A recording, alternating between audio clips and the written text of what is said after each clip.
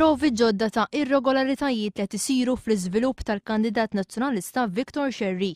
Ir-Ramblers Association jgħidu li tħaffer ammont sostanzjali ta' tafal kontra l-liġi minħabba li l-art hija skedata. Qed naraw ħafna liġijiet jinkisru u issa għandna prova tangibbli ta' irregolarità li wieħed jistera bajnejn. Minn hawnhekk infatti aħna se noħdukom f'sit ieħor għax minn hawn tħammel ħafna affarijiet fosthom tafal li mhuwiex ma tistax tagħmlu. Ħaqqassa tal-wieħed ta' tafal ma tista' tnaħħi ferja fejn huwa area of special conservation. Min kuntatti li kellna mal-MEPA dal-aħħar ma' uffiċjal għoli fl-uffiċċju taċ-chairman, indunajna illi il-MEPA ma jafux illi minn hawnhekk ħareġ it-tafal. Ma kienux jafu u fil-fatt jiena ġejt mistoqsi li jekk ikolli prova illi minn ġo dan is-sit tħammel it-tafal, nagħtihulhom għaliex jaħdmu fuqu.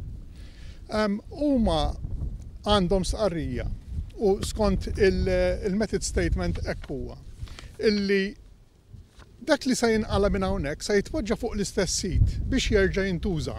Din hija żona magħrufa bħala il-landrijiet. Kif taraw warajja hawnhekk intefgħu mal-400 metru kubu ta' tafal li nqalgħu mis-sit ta' Victor Sherry, tafal li mhux suppost li ntmiss għaliex imur kontra l-liġi li jsir dan.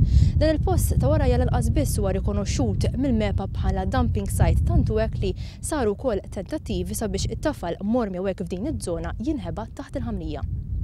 L-Assoċjazzjoni tar-Ramblers iżvelaw wkoll li l-applikant mhux jirrispetta l-permess billi fl-applikazzjoni mkien ma jingħad li l-bini kellu jkun diżlivellat.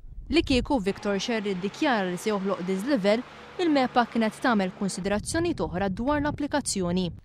Victor Sherry qed jikser ukoll il-kundizzjonijiet tal-permess għaliex qed iġib ġebel minn postijiet oħra meta suppost kellu juża l-istess ġebel tal-inħawi. Ir-Ramblers tiġbed l-attenzjoni li żjud tal-inġenji qed jitħallat mal-ilmaġġieri. L-Assoċjazzjoni tar-Ramblers tagħmilha ċara li din mhix protesta kontra individwu imma appell lill-Gvern u l-awtoritajiet biex iwaqqfu l-irregolaritajiet li qed isiru billi jiġi revokat il-permess.